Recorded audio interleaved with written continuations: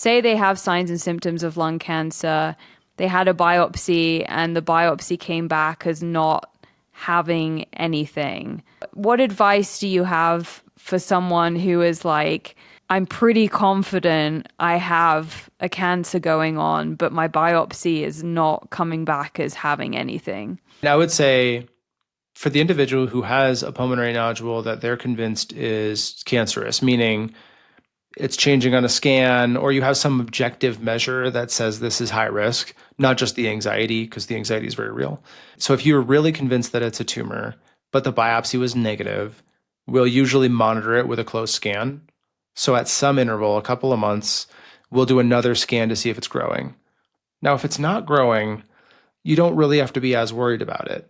Maybe you'll do another scan at some other interval, but cancers tend to grow. Like that's what they do. Now, if that does come back, the next scan does come back showing that it is growing, we're going to do another biopsy most likely.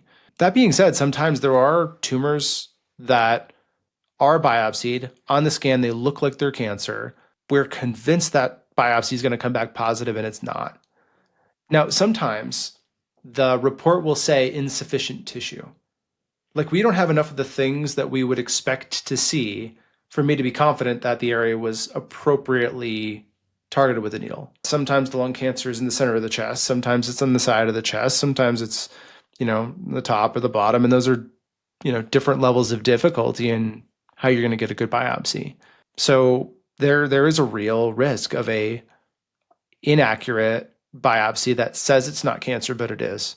And those are situations where you may go back and just try again right now. And I think the way to navigate that is to say, what level of certainty do I have that this is going to be cancer? If it's really, really high, then maybe you do proceed with the extra risk. But it's a judgment call. But, what patient wants to sit with something they believe is cancer and just say, let's watch it grow?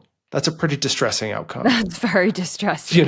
We get that. We hope you liked this video.